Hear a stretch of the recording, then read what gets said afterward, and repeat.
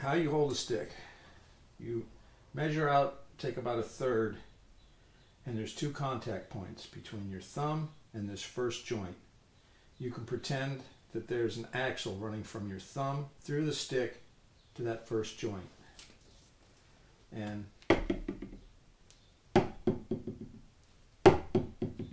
I'll try it left-handed so you can see.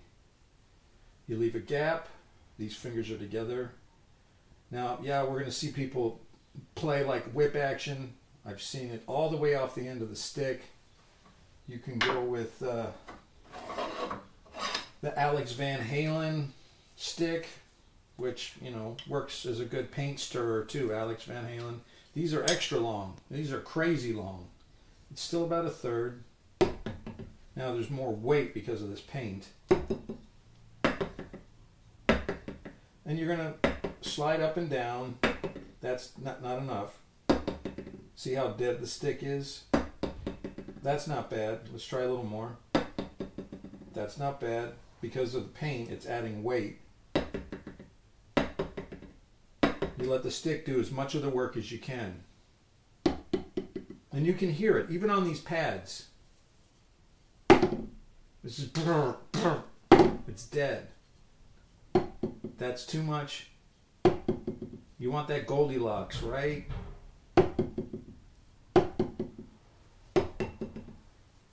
And yeah, I'll play with different sticks. My hands are different. I'm right-handed, so my left hand's weak.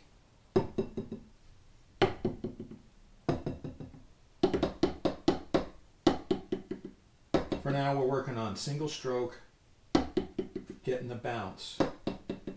That's the whole thing. Let the stick do all the work, and you can play 30, 40, 50 years, and you won't get tendonitis. You won't get carpal tunnel problems.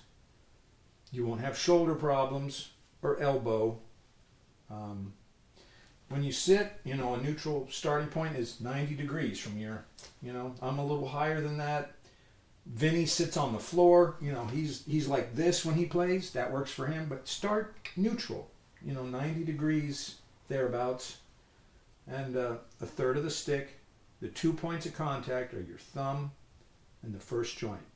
And if you think I'm being a little too anal retentive about it, go watch the Violin Masterclass. And that guy gets real specific about how to hold the violin, how to hold the bow, the motions.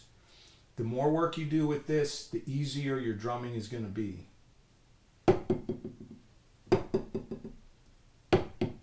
And you kind of... I studied with Wally Snow, and the motion starts with the wrist. So you come up, and it's like an ocean wave, rolling into shore. So, as if there's a string pulling your wrist up, and you don't whip it, but it's not from back here, it's not from the tip, it's from your wrist. That's how I was taught. I can only show you what I know, and I haven't had tendonitis problems, problems with my wrist, problems with my fingers, my elbow. I've been pretty relaxed, and the best thing you can do is drop sticks. If you drop your sticks, you know, you'll always be able to grab another one.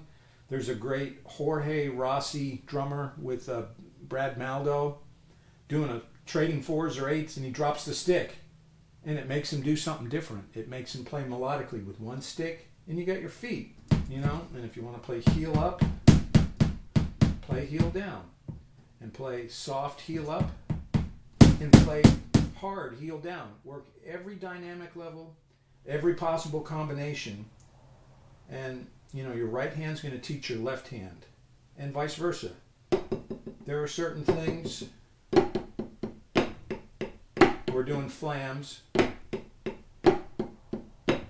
but to get them to be open,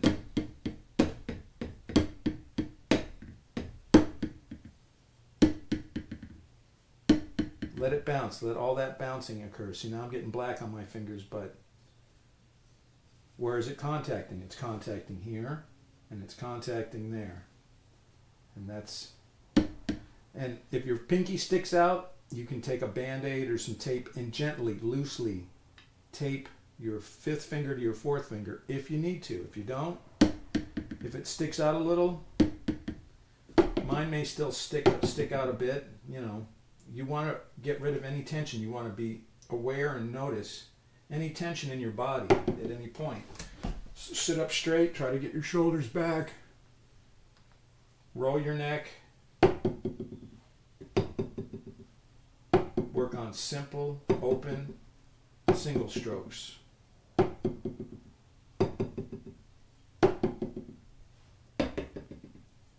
Each pad feels a little different. That one's different. That was not bad. That was a nice bounce. You'll know when you'll hear it. The left's good. Right's getting better. I might need to go back a little bit. Yeah. You'll get more bounces and it'll feel looser. You can put a little more power behind it and then a little less power. The optimal thing is the bounce.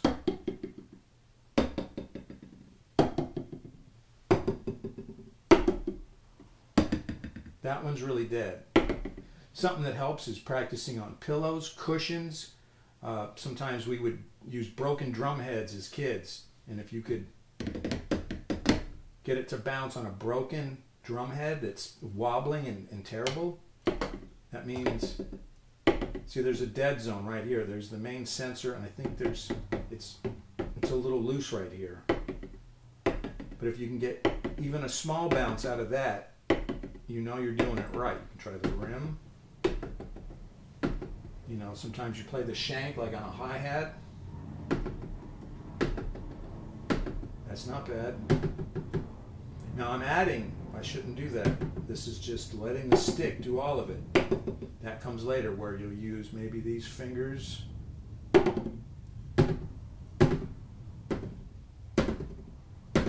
So you'll hold it here and you may assist like,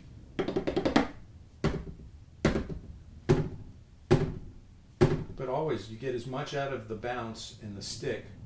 Let it do your work.